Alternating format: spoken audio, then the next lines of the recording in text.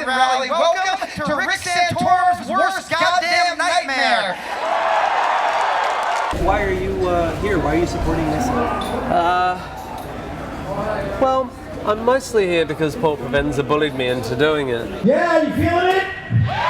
You feeling it? Where else do you go but to Mr. Adam Savage from Mythbusters? Adam Savage!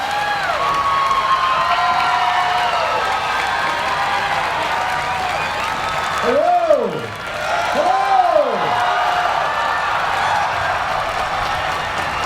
Hello! I just had a suspicion that this might be the beginning of something historically very significant. The Reason Rally, I think, was very important to allow people to come together and recognize that they're not alone, which is a thing I notice very much when I'm giving talks, especially in the so-called Bible Belt, and I get very large audiences, very enthusiastic audiences, and they cheer and give a standing ovation very often, but I suspect the standing ovation is not so much for me as for each other, because they suddenly recognize that they're not alone.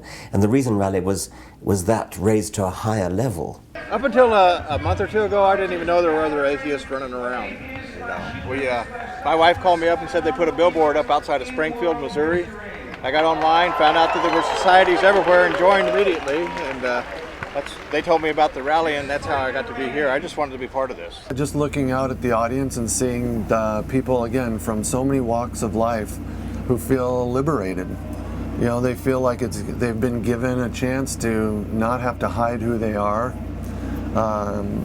It's very reminiscent of what attracted me early on, 30 years ago, to the punk scene.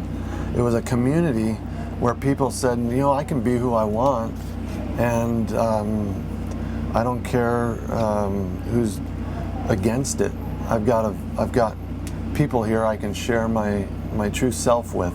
I have been racking my brain for the past few weeks trying to think of ways to talk about reason and being reasonable. It turns out it's not a simple subject. I am a very non-confrontational person.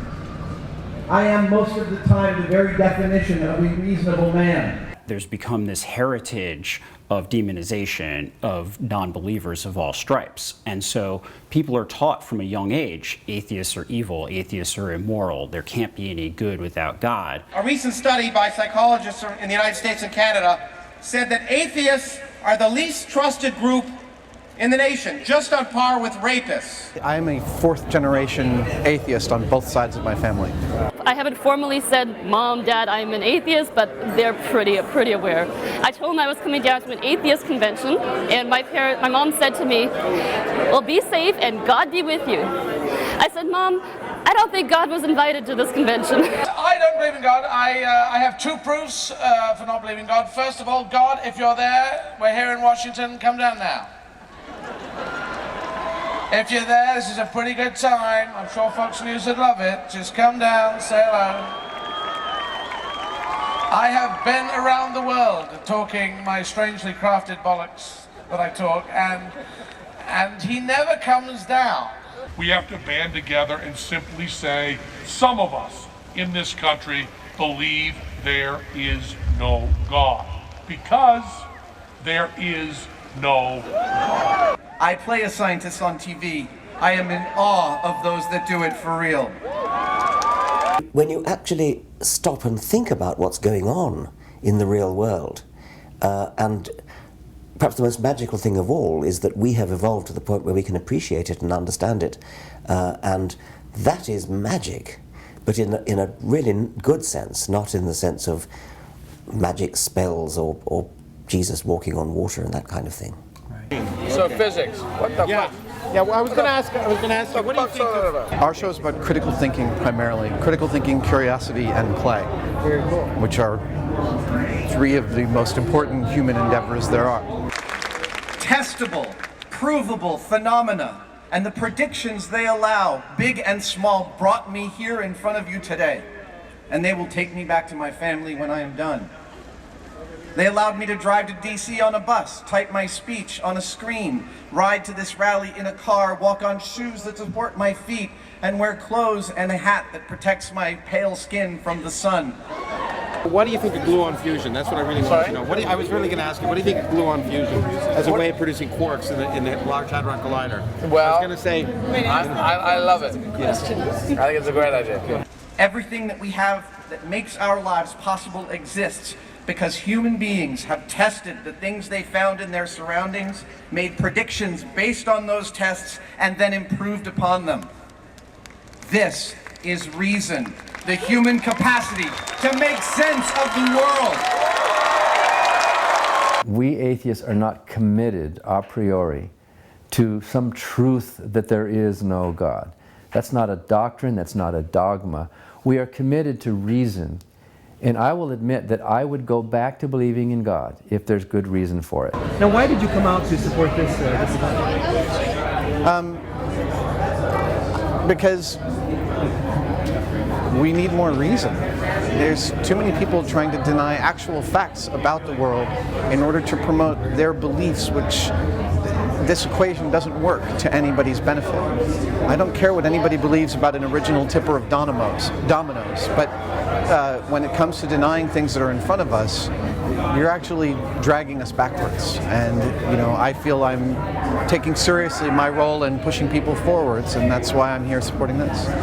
If somebody's going to be making decisions about science policy, I want to know if they think the Earth was created 6,000 years ago. It couldn't be much more than 5,000-6,000 years old, and so things in science do not challenge me and my faith. I believe everything the Bible says. If God said He put all those animals in the ark in a cracker box, I would believe it. They state that they will automatically and thoughtlessly reject any and all evidence that stands against their predetermined conclusions. But it reminded me of a quote I read yesterday by somebody called Gregory House, who I later discovered was actually a fictional character, but never mind, it was a good quote. He's something like, if you could reason with religious people, there wouldn't be any religious people. It's a pity you missed us, because we were just talking about gluon fusion. And I got enlightened. It's a shame that wasn't on camera, because now I have a new idea, and I'm going to write a paper, and I'm not even going to give him credit for it. So here are some other things that, like the components of the airplane, have been tested and proven. I'm going to call them facts. E equals MC fucking squared. Force equals mass times acceleration. The Earth is not the center of the universe. Man landed on the moon in 1969 and a few times thereafter. Richard Feynman, who I wrote a book about, said, just because you understand how a rainbow works doesn't make it less fascinating, it makes it more fascinating, and I agree with him, and I think you're absolutely right. The real story, I don't know why people seem to find the myths and simple things more fascinating. Maybe because they want something to be inexplicable, and maybe we're hardwired for it. Myths ultimately are just made up, and any fool can make up a story, and so they don't have to submit to the discipline of being tested. They don't have to submit to the discipline of having any evidence in their favor. All they have to be is a good story, and they're fiction. The problem with religious myths is they fall into the category of what we call oogie boogie, or what James Randi would call woo-woo. You're mostly in the zone of trying to prove negatives, which is impossible scientifically because you have nothing to compare against. So we don't go looking for ghosts, we don't do religious miracles, we don't look for Bigfoot or the Loch Ness Monster. Unfortunately, we did pyramid power, but we'll never drift there again. There are things that are taught in the science class that, I disagree with. I think that are wrong. Things like the Big Bang Theory, things like evolution. So what's the quartz thing? I know that. So the what's the name? Collider. The Large Hadron Collider, yeah. Hadron. Hadron. Sorry, I got that wrong. Yeah, the Large Hadron Collider. Have we done it yet? Have we found the God particle? No. Well, we may. Oh, I got a question for you. Okay, good. See, now we're rolling. They talk about the beginning of. This is my theory for the universe. Uh-oh. People tell me the theories of the universe all the time. Human industry is causing a significant rise in the Earth's overall temperature. The Earth is over 4 billion years old. Evolution is literally a fact of life. As Neil deGrasse Tyson says, facts are true whether or not you believe them. That's like the one gift we'd like to give to humanity as a movement, is thinking about reason, thinking about logic. I mean, taking logic seriously, not as some sort of esoteric thing that sits up in the ivory tower that only professors talk about. I believe that that which is detestable to you, you should not do to another. I believe that while not all people are essentially good, most are trying. I believe that rules do not make us moral. Loving each other makes us moral.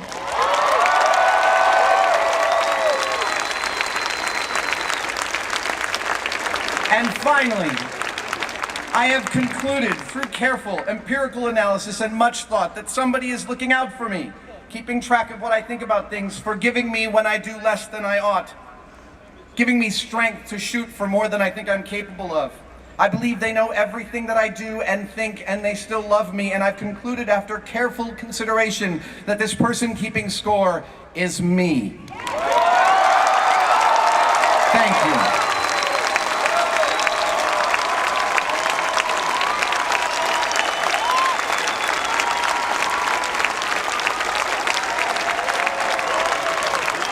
Mr. Adam Savage. Adam Savage. Wow, boy, is this a special day. This is probably the only day in history where you could get a Bruce Springsteen-sized cheer just for saying the Earth is over 4 billion years old. That was great. Man, what an inspiring speech that was. I wish he had blown something up, though. I guess that's probably not a good thing to do on the Washington Mall. Like the Big Bang thing. Yeah, the Big Bang. I can't believe, what was before that? There was just cheese before that? And well, actually, I'll give you two answers. One answer that you'll hate. Can I tell you my theory? Okay, first? you tell me your, then I'd much rather hear your theory. My theory is that it must be eternal. Eternity must go on, because I can't think of day one and then, but before day one, they just had some gerbils playing banjos. It doesn't make any sense. There's nothing. So my idea is that if there was a Big Bang, there's going to be a big crunch and a Big Bang. It's like bellows, and it's in 3 or 5D or whatever it is. It's a much prettier idea, isn't it? Yeah. Yeah, but let me tell you one important thing. What? Universe doesn't care what you like. Yes, true. But you've seen that film, Double Helix. It's got to be pretty.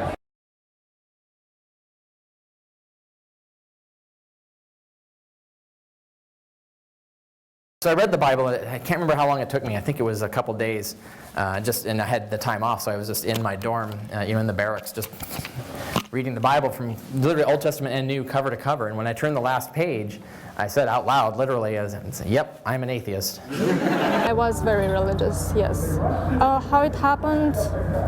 Basically, I read the Bible. That's not a good idea. Yeah, not a good idea for a religious person.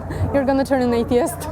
As the religious groups of this world argue with each other, irreligion and atheism is taking over. And we see that in pornography, in drug abuse, in broken marriages. We see so many symptoms of godlessness in this world while the so-called religious people fight with each other. This is a problem. Why do you think atheists are hated more It's than... bizarre. I mean, it really is bizarre. You've probably heard Julia Sweeney's one-woman monologue, where after she escaped from Catholicism, her mother discovered that she'd become an atheist, and her mother phoned up and said, "Well, I don't mind you not believing in God, but an atheist?" So the word itself does seem to, I mean, obviously people don't actually know what it means. The way I was raised to think of it, atheist meant absolutely 100% certain I can prove it. And I thought, well, I can't absolutely 100% certain prove anything, so I'm not going to use that terminology. So I always said agnostic. Now, when you use the terminology and say atheist, lacking belief, then I've always, from almost my earliest memory of it, been that, but I didn't understand the definition that way. I was an agnostic. Maybe some of you are, maybe you know people who are agnostic, who, you're not quite sure what you want to believe. Or I think if you are agnostic, you're probably agnostic in case there is an end of time. And then you can be in the agnostic queue, in the agnostic line. And you can say, because God will be there, and you go, hi. No, I was never an atheist. No, I was agnostic, yeah. I was never quite sure. And now I'm sure. Mainly because you bloody turned up. Agnostics are like people who vote independent. Pick a side and start losing friends like the rest of us. atheism sort of cuts at the core of the conservative believers. It cuts them so deeply of who they are and what they hope for, what their life's all about, that we must be extreme evil, devil worshiper, Satan. You know, I mean, in their minds, we must be the possible worst of the worst. I believe that people who deny that God exists are destined for hell. I actually talked to one of the protesters at the Reason Rally, and he was quite adamant about this. He was waving his sign in my face, and he was saying, "You'll find out when you die. You're going to hell. You'll find out there really is a God." And he kept asking me, "How do you know there's no God?" I don't think that's the question I have to answer. It's how does he know there is one? And well, your comeback should be, how do you know there's no Zeus? Right. Oh, I should have tried that one. Yeah. Yeah. You're going to be in Tartarus when you die. For me, it's not a lack of belief, it's a disbelief. I think they're slightly different things. So I'm one of those people who says there is no God. Unlike religious people who are perfectly prepared to go to the one extreme and say, I'm absolutely certain there's a God, no reasonable scientist could actually prove or claim to prove that there is no God.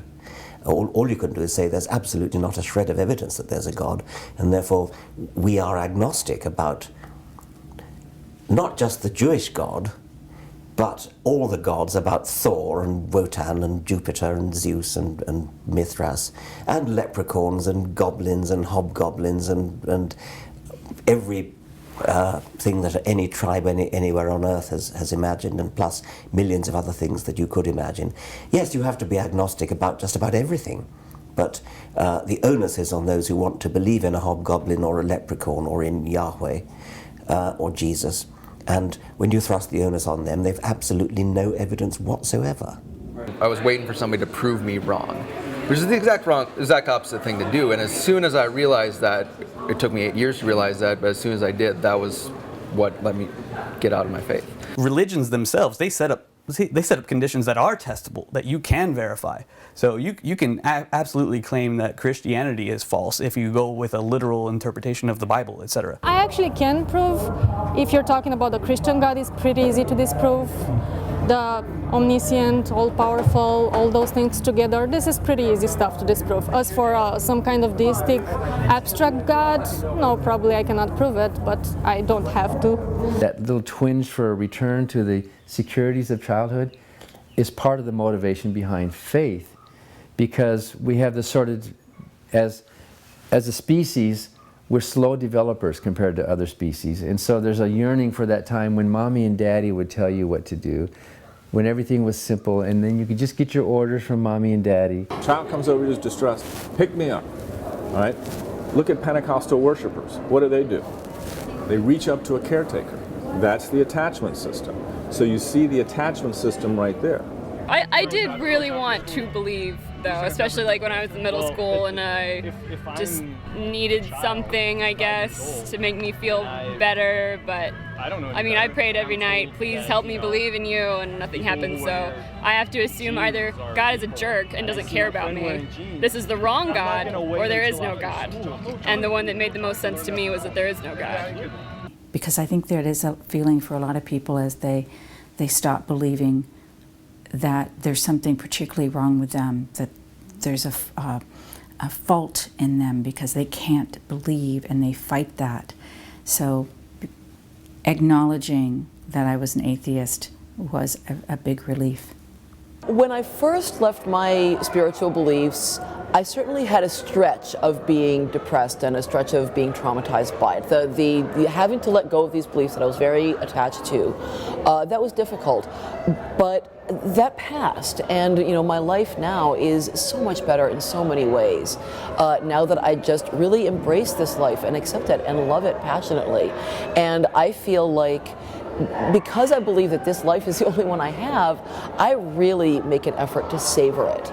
And I really make an effort to take advantages of opportunities that are offered to me. And that in a way that I didn't back when I believed that, oh, well, I'll have another life someday. Also, if God does turn up, we do assume that he would have a deep voice. That is one thing. You do assume he would, hi, I am here and I am God. But he could turn up and go, hello, I'm God. I wonder about the politicians, particularly the Republican convention right now. I mean, how much of that do they really believe, or is it just something they've got to mouth in order to get the votes? We could have, in fact, maybe had a president already who was an atheist, but maybe they just didn't promote that fact. And because most of them are very astute politicians that, you know, understand and are willing to say or do anything to get elected. You know, and I've told my wife many times, if you ever see me turning into one of those monsters, beat me in the head and bring me back home as quick as you can. So, the Secular Coalition for America did a search for the highest-ranking non-religious officials. Woody Kaplan, who is the chairman of the advisory board and has been in politics and nonprofits for a very long time, he went around to the people he knows, and he knows almost everyone in Congress, and they know him on a first-name basis. 26 of them admitted that they were non-theists. He tried to convince them all to come out, and only one did. And it's amazing even one did, but that was what resulted in ultimately Representative Pete Stark coming out. The others all asked us to keep it secret, not to tell anyone because they are afraid. But when it comes to coming out, it is an opportunity to make a difference. Anybody who's willing to do it, willing to risk something, risk losing job, losing relationships, there is a risk, but it's an opportunity to make a difference, and we admire somebody who's willing to do that. What was that conversation like when you came out as an atheist to your family? My mom, it was a long conversation. It wasn't one time or two times. It was over a few years where I'd been questioning out loud to her, and eventually I just had to say, I really don't buy any of this stuff, and I'm going to try to fight against it. And she said, you know, I really don't buy it either, but I don't want your life to be more difficult. I really wish you wouldn't be outspoken about it. Can't you keep those ideas to yourself? And I had a flashback to a few years prior when I had said that I was bisexual, and she said the same exact thing. All right, so there was this woman walked up to this man. The man was very, he's the Christian guy over there with the big crowd around him. He's yelling, and he's got like a no porn sticker and all the good stuff all over him. And a woman walks up to him and says, "Oh my God, I recognize you from the Pride Parade." And he goes, "Are you saying that you're a lesbian and an atheist?" And he just starts going and going and going. One of the people who signed up actually was religious himself, but he wanted to come with us. He didn't realize we were giving out stickers. And so he was being identified as an atheist, and for the first time realized how we were treated and how we were seen. He noticed people treating him differently because they thought he was an atheist.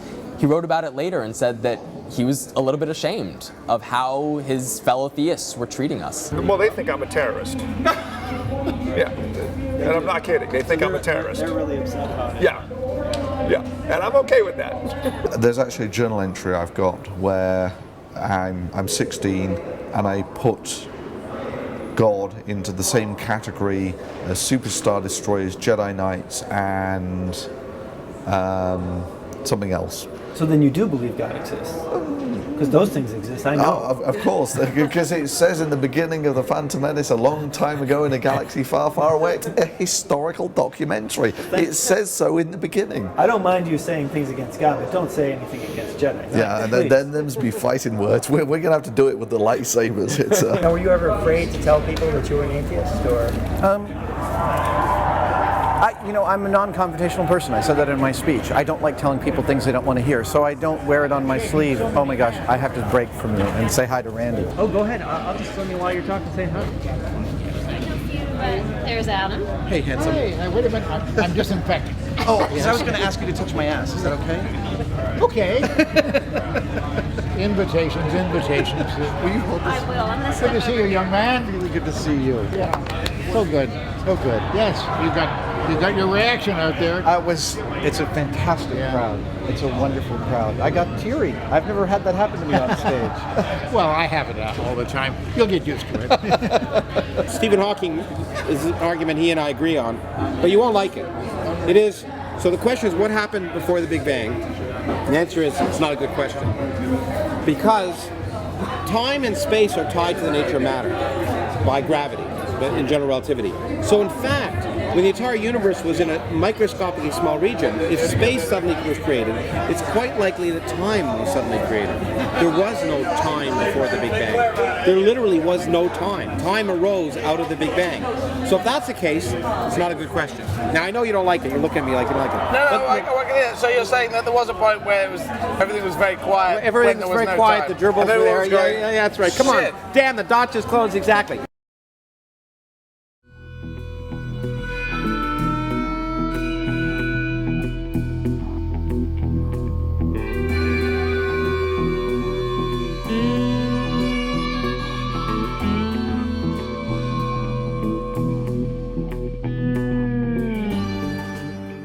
How horribly widespread is the myth that you somehow need religion to get your morals. I mean, if you just think for a moment about that, it's obvious nonsense. You don't get your morals from religion.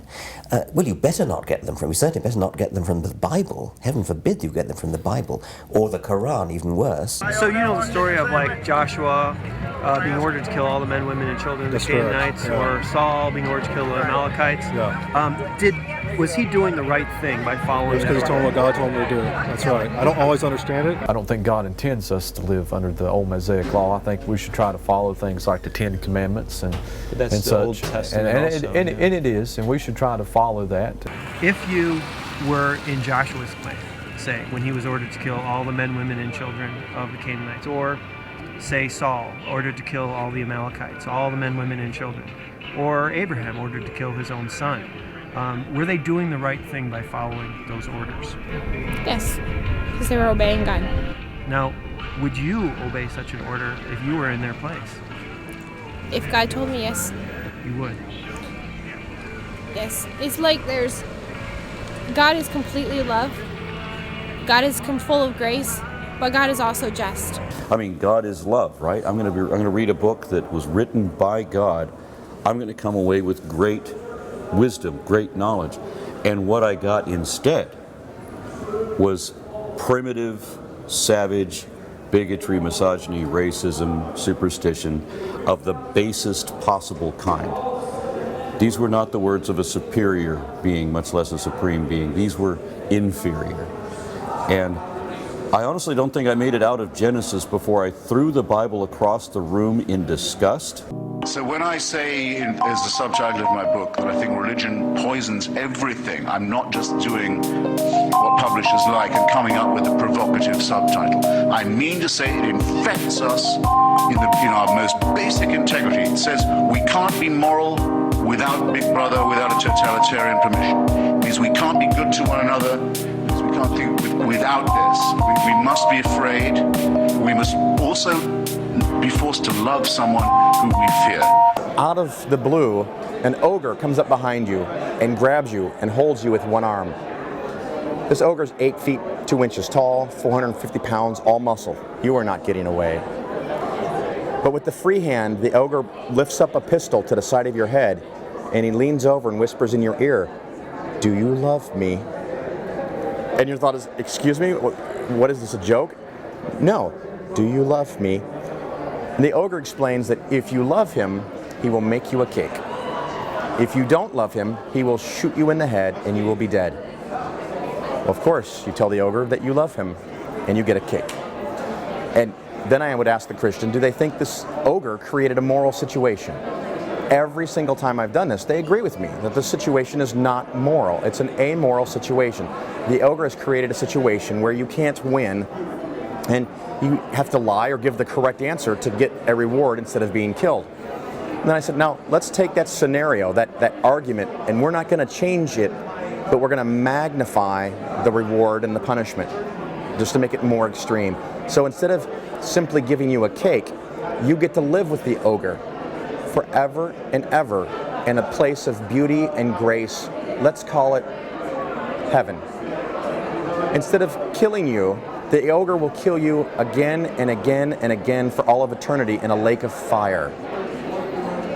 Is that a moral situation?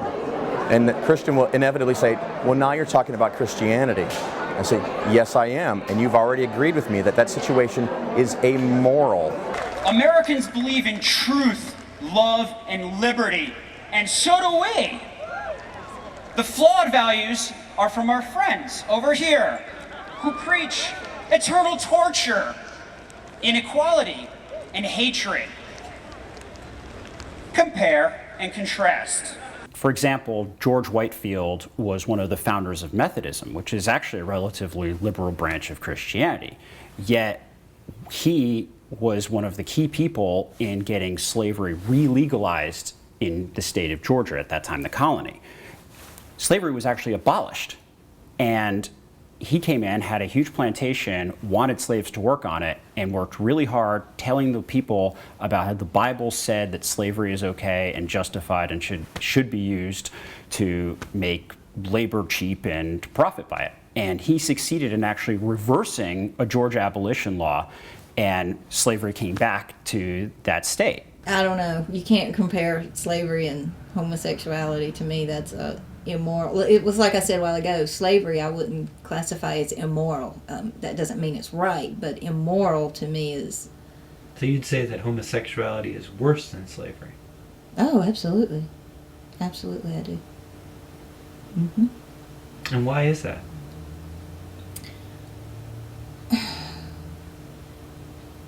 Well, number one, the Bible strictly prohibits it, where it doesn't strictly prohibit slavery. There you go.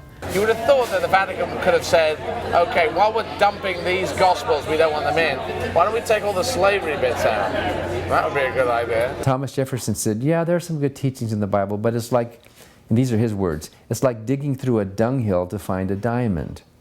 And he found some diamonds, and I think a lot of Christians, they just pick out the diamonds from the Bible, which are there, and then they say that's the Christian scheme, when really those diamonds are human values. Religion cloaks itself in a mantle of authority, as Hitchens says, of sort of totalitarian authority, and then it can override our basic moral instincts. Do you think Joshua was right in following the order to kill women and children?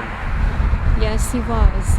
Yes, he was, right, because God ordered it. You know, you want to obey the commands of God, and I think that it was righteous, because God wouldn't command anything that wasn't right. These are people who depart from their innate moral sense and from the universal moral sense of a 20th or 21st century person, because they find that in their Bible it says something, and then they say, yes, if God ordered me to kill my son, I would do so.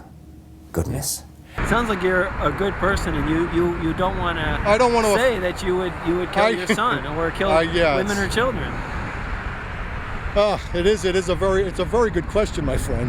It's a very good. It's a hard question, yes. And it's not. In this day and age, it would be very difficult to follow through. But let's put it this way: I would probably move forward, but I'd be hoping that God would stop me.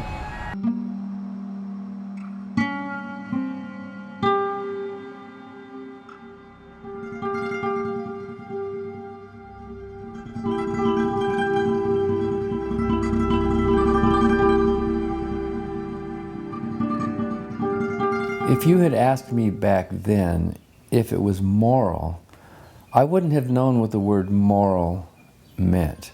I would have said it was the right thing to do because it's godly. The question of morality, I would have thought, was some kind of a human question. And whether it's morally permissible is something for philosophy class. But if it's godly, if it's holy, no matter what it is, even if we humans don't like it, it's the right thing to do because God's saying to do it. For me, I take the Bible for what it says. If God ordered it, then it was good, and I think that's what Joshua was supposed to do. If it's in God's holy word, then there was a purpose and intent for that.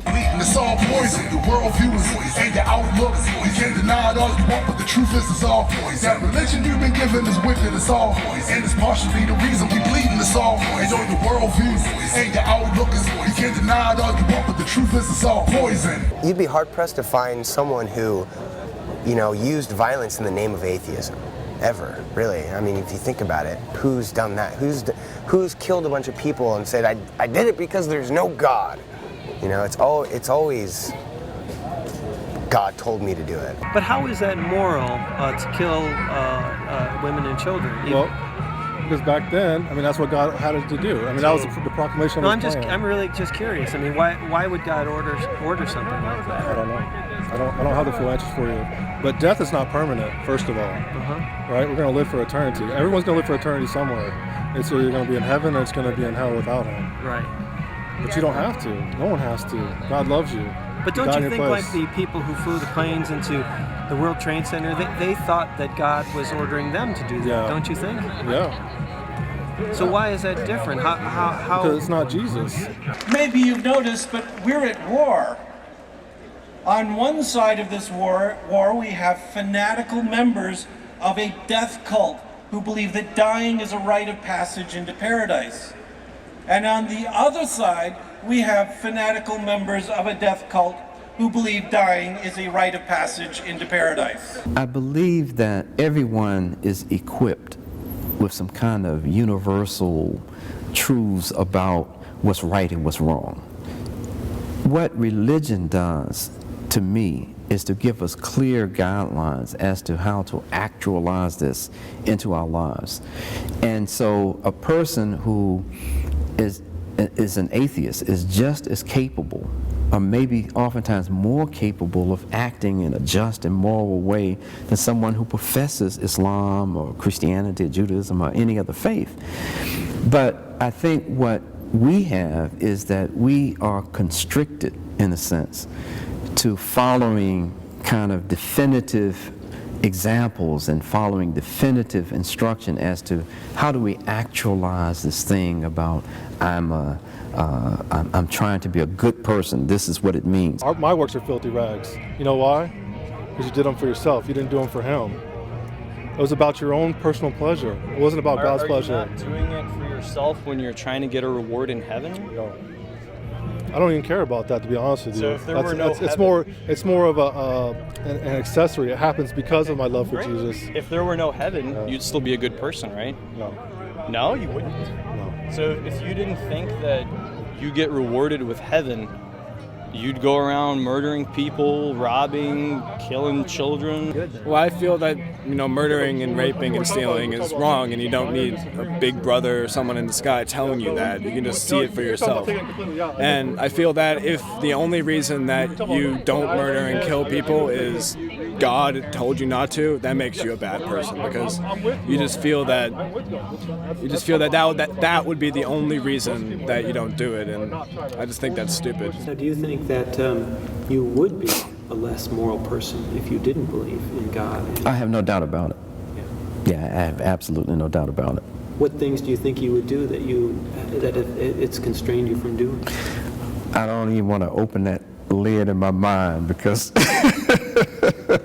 we are the people who believe in morality.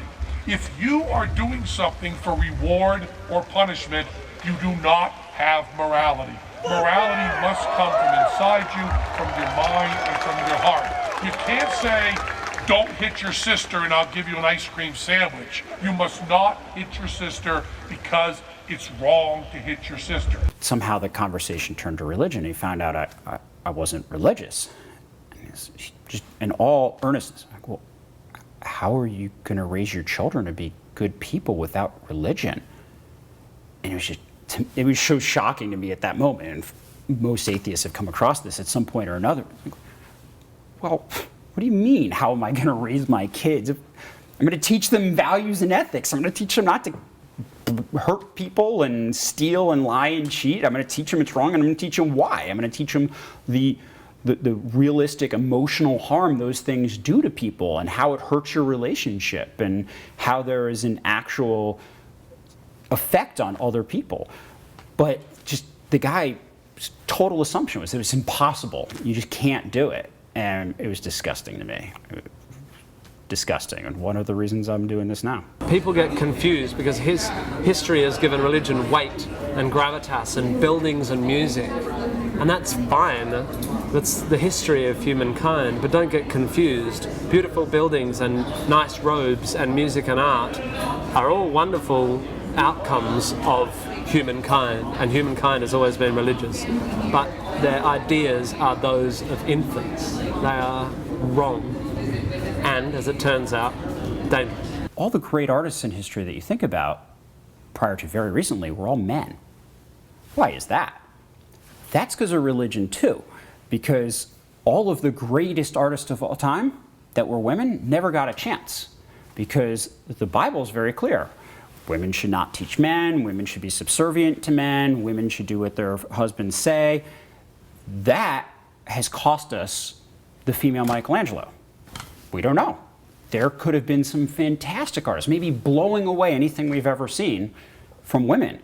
And this seems like an exaggeration, and it seems easy to blame it on religion and specifically biblical dogma, but this is true. Look at the Islamic world. Where are all the great Muslim artists that are women? Have you seen that David? Have you been to the... Yeah, in Florence. That is a... Oh, and I looked at that, and the sculpture. Michelangelo's sculpture of David. Yeah. Mm-hmm. And I looked at the sculpture, and, you know, it's like... And I thought about that hadith, but that thing is really good.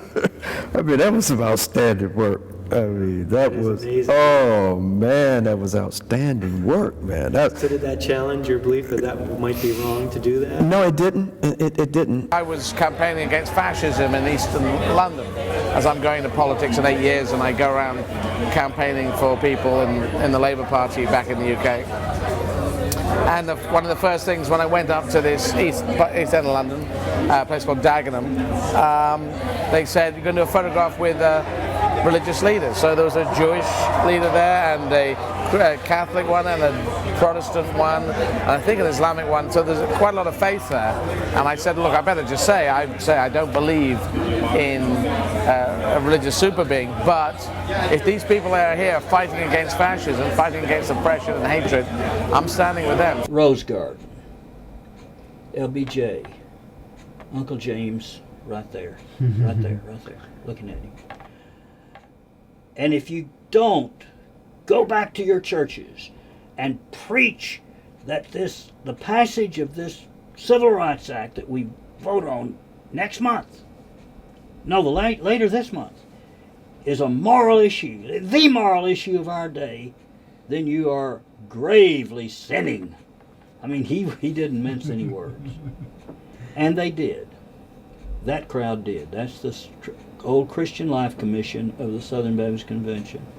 The director right here, very courageous, wonderful guy. And several people, one or two I've found in this picture, got fired for doing what they promised him they'd do. Wow.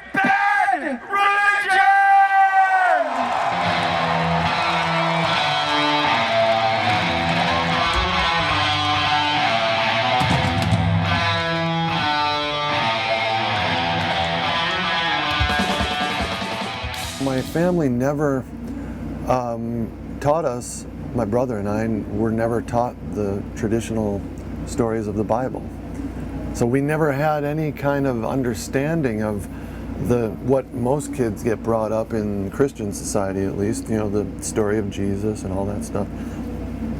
And yet, my parents they're wonderful people who are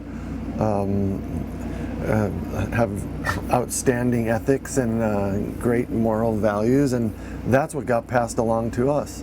So it was always sort of like, I always took a lot of offense when I heard people talk about this Christian society we lived in, or, you know, the other thing that bugs me a lot are when people talk about Christian values, you know, as if there's something different about their values than someone who's not Christian. My morality is not set into stone tablets, who don't even tell you not to hurt children. My morality is not dictated by a deity, it's developed from empathy, dependence and love. My morality accepts everybody's sexuality, is more concerned with inequality than validations from above.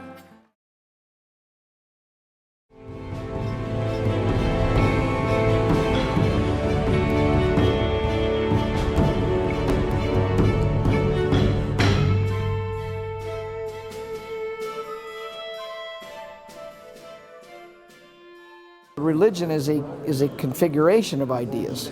I mean, you are a Catholic because you accept a whole configuration of ideas. And I was interested in how those ideas get from me to you.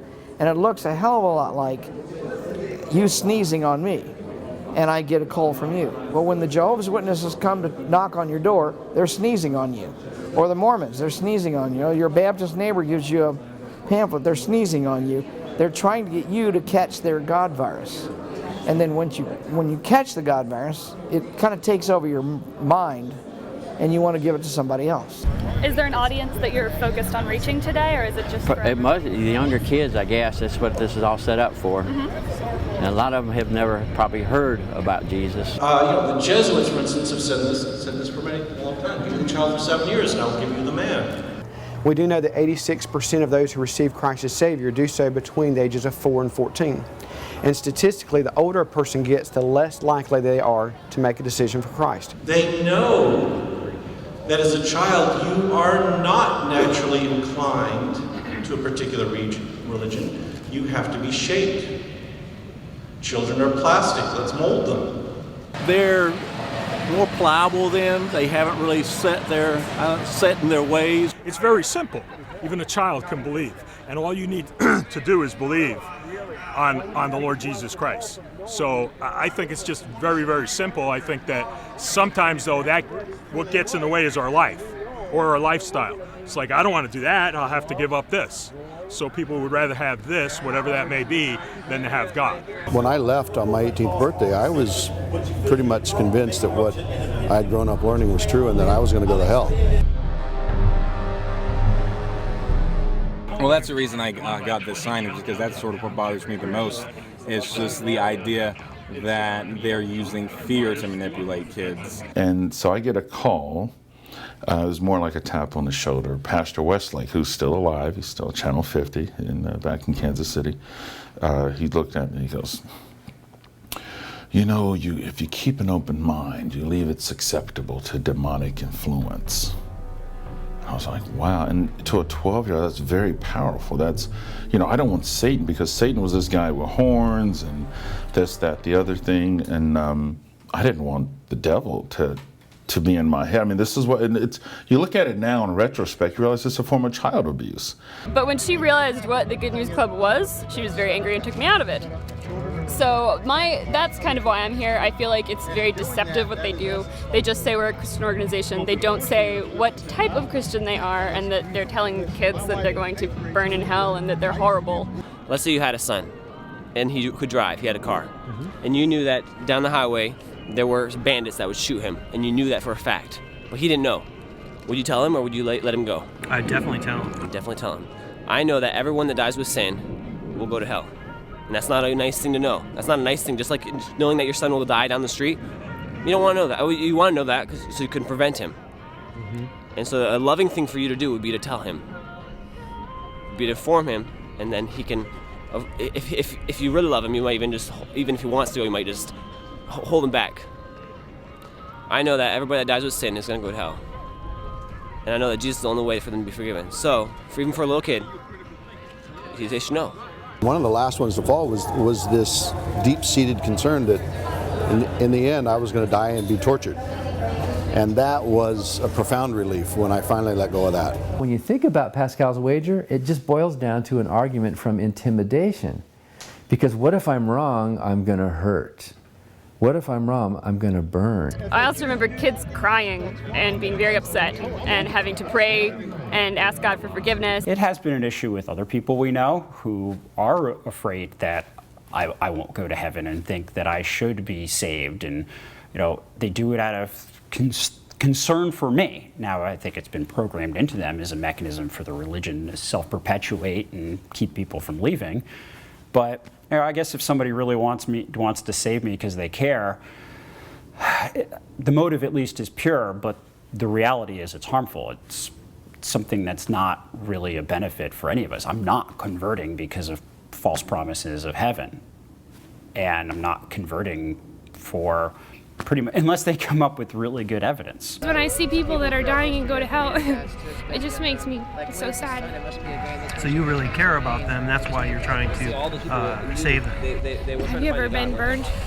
Yeah. Well, Burning hurts bad. They created God. To burn forever in hell. They want to worship something. It's terrible. And you are worshiping something else. So do you think that the people here who are atheists say that they're going to burn in hell? God, Jesus said, I am the way, the truth, and the life. No man comes to the Father but by me. You can't be a Muslim or a Hindu or anything else and get to heaven because Jesus said, I am the way, the truth, and the life. No man comes to the Father but by me. Because unless you confess with your mouth the Lord Jesus and believe in your heart that God raised him from the dead, you shall be saved. And I see that is really their intention, is to warn us about some supernatural kidnapper who's going to torture us and burn us forever in a painful way. And he cares. And they don't realize how offensive they're being. So I forgive them instantly. Now, when it's forced, when it's unasked for, when I come to my desk and I've got a stack of pamphlets, Christian pamphlets, because I've identified as an atheist, and they're trying to evangelize the unchurched, which is what chaplains do, and then that's offensive. What about parents who don't believe that what you're saying is true and don't want their children to hear that message? If you had your wife, if your wife was there in your house with you, and she didn't believe that he would die down the street, but you knew it for a fact, would you say, since she doesn't believe it, I'll let him go? Would that be how you would logically? That would not be how you would conclude it. Even if she didn't believe it, you would still tell him, and you'd still even maybe tie him up or hold him back so that he couldn't go. Right. Maybe lock him in his room even, so that he couldn't go because you knew that would happen in the end. Right. And if parents don't want their kids to hear the gospel, they don't want their kids to read the Bible or pray or whatever they want them to do, even so, Jesus is still the way. I think of the young people who've paid the price for leaving that place, cut off completely and permanently from all they've known and loved. I know the years of fear and anguish they will face as they struggle with the messages hardwired in their brain. The messages that constantly threaten their resolve to be freed of the shackles of hatred and judgment. The certainty that overwhelms them at times that they will suffer an eternity of torture for their decisions. If you'll notice, once a person's been infected by about age 6 to 10, once they're infected, they rarely get infected with anything else. I can say that even though I was saved as a child, I remember the gospel being given. I remember the conviction of knowing I was a sinner, knowing I needed to accept Jesus. And even in my second grade classroom, I remember putting off making that decision until about 3/4 way through the school year. And one morning raising my hand and asking the question that I needed to talk to someone about believing, accepting Jesus. It was not being chased down, coerced. I had that presented at what we call sowing, planting, and watering God's Word.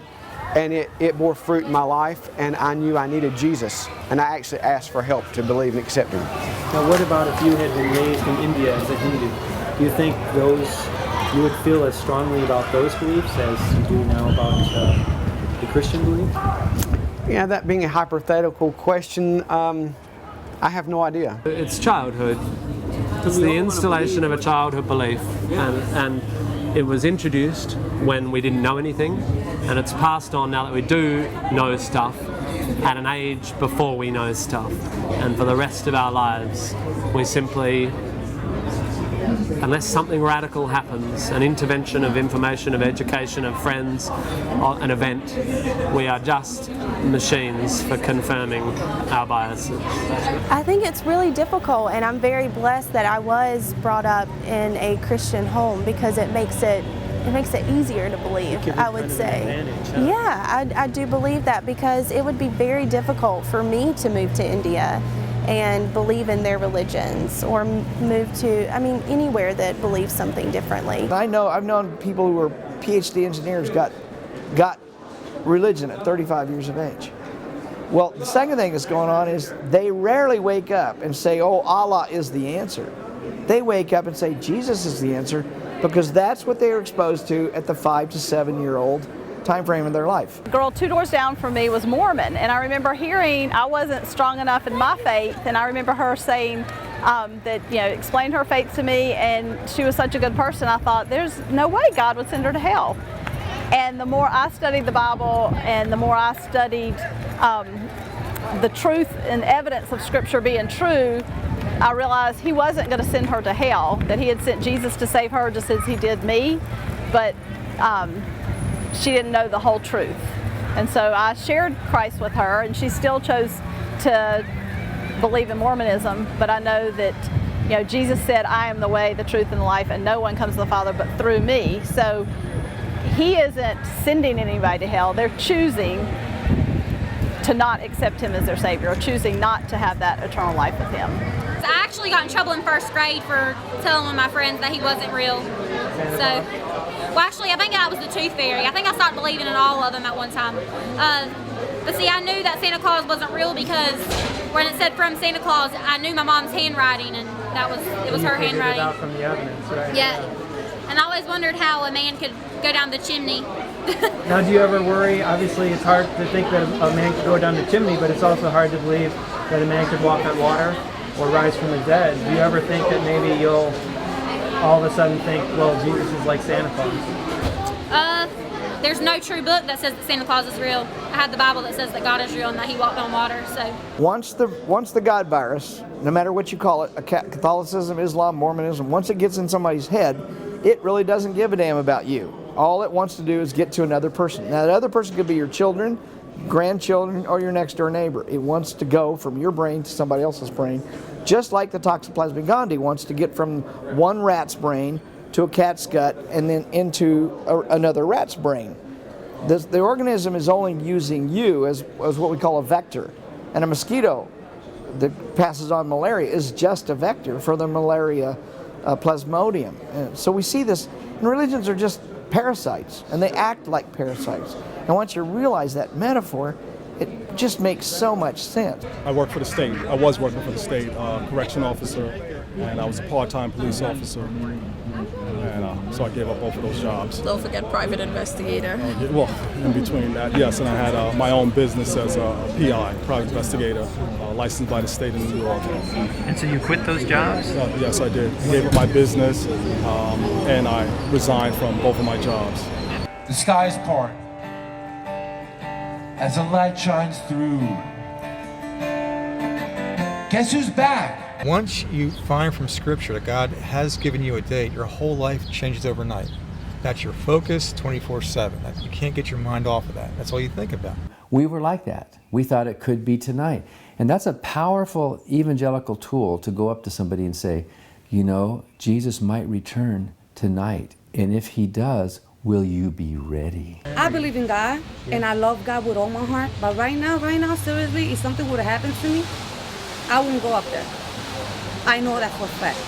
I'm not going to lie. I'm not going to say, yeah, I'm going to go to heaven if I'm not going to go to heaven. It's a fear tactic. Do I want to go to hell? Is this the end? Have I been complacent and ignoring all this time, and then it's going to be too late, and then I'm going to regret that I didn't give my life to Jesus when I had a chance? You don't want to wait to see that it's going to happen and then do something, because then it's for sure going to be too late. So I traveled the last 3 days of the world with the May 21st group, Harold Campion's group. Oh, yes. So I traveled in their motorhomes with them for the last 3 days of the world and filmed them proselytizing and converting things. I came away from it extremely sad and depressed because so many of these people had quit their jobs. They'd spent all their money in this effort knowing that this next day would be their last day. I find it very hard to rustle up any sympathy for them, I must say. But that's how I felt at first. And then when I met them, though, they had brought their children. That does make me sad. It was very sad, you know. That does make me sad. This teaches you about God and the rapture. When God comes, the people who are saved, they're going to go to heaven. And the people who aren't raptured, they're going to stay here and suffer the 5 months of judgment. My son at the age of 10 literally cried for almost 24 hours because when we were both dead, I would not be in heaven with him. And I knew that I had let this go too far. I had assumed that since I had left religion at 12, 13, that my kids surely would see through it, but I think I completely and wildly underestimated the power of the system of indoctrination. Indianapolis. They don't have a date in the Bible. They don't have a date in the Bible. Remember that. This is the timeline. The evening and the morning is the full day. Seth and Cain, but they're not recorded because now this is how it works. Lamech, then he had a son named Noah. So remember that 7 days to get to the ark. Then we get to Abraham, had Ishmael, Isaac's timeline's up here. There's a 20-year gap there. Is the 430 years is of the seventh month, the 440 years later. The this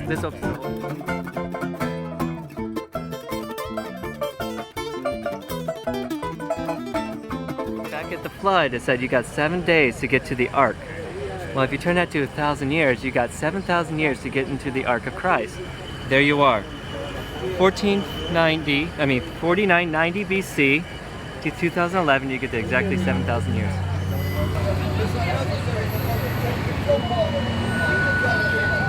But I can't see past that day. No plans beyond or anything. And there's times you can't really see the city. I'm in the copy room with another teacher. It's like, see all these buildings? It's like, that's not going to be standing there. All that's going to be flat. And you're going to see smoke and all kinds of stuff. Are you ready to rapture? The Savior has returned.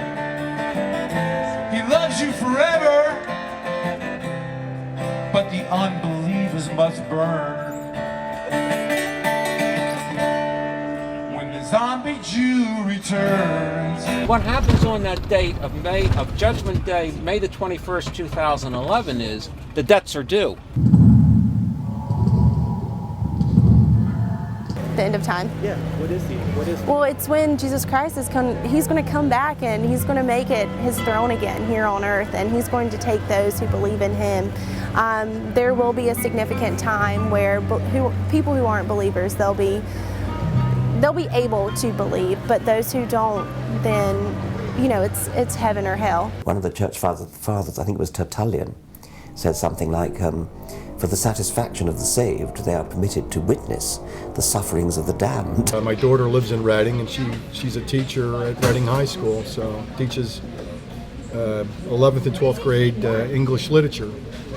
And she looks at the Bible as just a piece of literature and not the word from the lips of God. So my son said to me a couple of times, Dad, don't give away any of your money. Don't do this. Don't go crazy, Dad. You know, I think Dad just flipped. You know, lost his mind.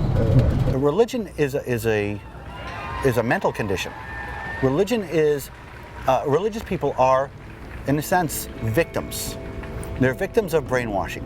They believe something that they would not normally believe. It doesn't make them stupid, but it does make them victimized by the machine that brought them into this way of thinking, where they actually cannot realize that the invisible magic man in the sky is silly. And yeah, it was quite a trip taking these across the country, 3,200 miles. Wow. You've been all over the place. Yeah, we've been all over the place. Wow. So thousands of miles. Now what's your regular job? What's your regular profession? I work at Boeing helicopter company. What do you do there? What's your engineering? Design avionics labs for the helicopters, you know, the tandem rotor helicopters you can see fly over. Because the evil world, there won't be no more worries. 2 days. But only on May 21st, 2000, if you're inside of heaven, there won't be no extreme heat like today. There won't be no 2 days left to Judgment Day. There won't be no coldness, no not. It's gonna be like the middle, and then it's just gonna be rejoicing. They're looking down the road, well, I've got that good stuff coming to me if I do this, this, this, and this.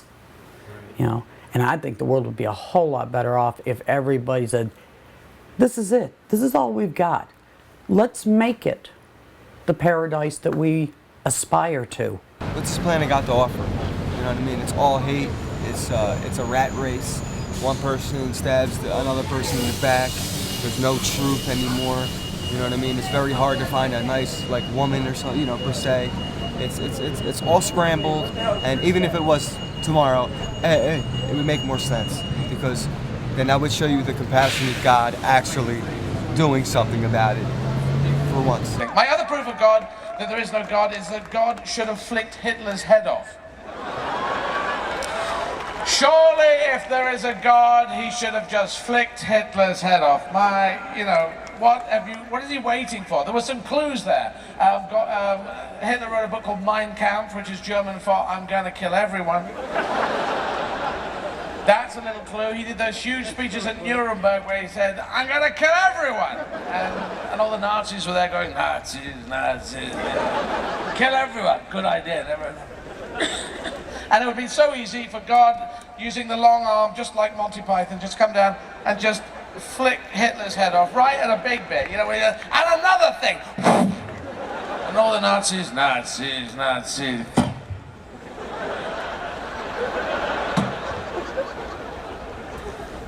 Nazis, Nazis. Hands, his head's come off. Hitler's head's come off.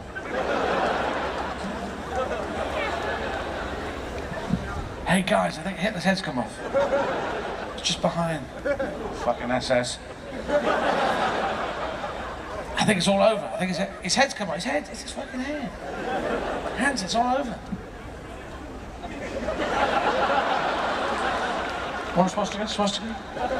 And if people say God's not supposed to get involved, then what the fuck are we going into the buildings for and doing all the mumbling on Sundays? Yeah, you just can't handle stuff, especially in the traffic here. It's Yeah. gonna cause an Well, accident. we're trying to, only when the traffic stops and I ask if anybody Right. wants it. Yeah. And if they don't want it, I just move on. You still can't. Yeah. Why don't? Who's running the show here? They can go down God the is. street. Well, yeah. I get what you're doing. I understand. Dude, hold on, before you go, would you like I'll take one, sure. Yeah, let me, Absolutely. Seeing my family out there protesting, standing behind barriers with their garish signs, espousing the ideology of their God, the prevailing emotion for me is sadness. I see the results of a lifetime of controlled indoctrination. I see a system that vilifies new ideas, shuns new discoveries, clinging rather to ancient notions about the nature of our world. She says, Dad, I wanted to apologize. And I said, what for? She says, Dad, I've been very selfish. And I said, what do you mean? I don't understand. She said, Dad, when I was making you feel bad, that you weren't around on the weekends, and you were always out doing, passing out tracts and warning people. I was selfish, Dad. I wanted you to spend time with me. And now that I understand why you're doing this, I wanted to say I'm sorry. I almost broke into tears after she said this to me. So that's one possibility. The other possibility, which is which is actually consistent with it in a way, and we've been driven to it in modern physics, it's kind of unfortunate because I don't particularly like it, is that in fact our universe isn't unique. That our universe is part of a multiverse, namely a much larger region in which universes are being created and destroyed all the time. And our universe is just one of them. At any one time, if you wish, the multiverse always looks the same. There's universes being created, there's other ones, they're boring, and there's other ones dying. And our universe was created 13.7 billion years ago in a spontaneous creation by quantum mechanics. On a Tuesday? On a Tuesday morning at 9:30, because God wanted to wait till it was, he had to have coffee. He had to get some bagels. Yeah, exactly, bagels. They couldn't find any. He had to go to another universe because there was no bagel place in our universe. And but anyway, if that's the case, then in fact the multiverse can be eternal and it can satisfy your goal. It can serve the goal of God, if you wish. Because the big question of the first cause, or the prime mover of Aristotle, all of that is how can you have a beginning? It has to be eternal. Yeah. And the multiverse can be eternal and it could serve that purpose. Okay.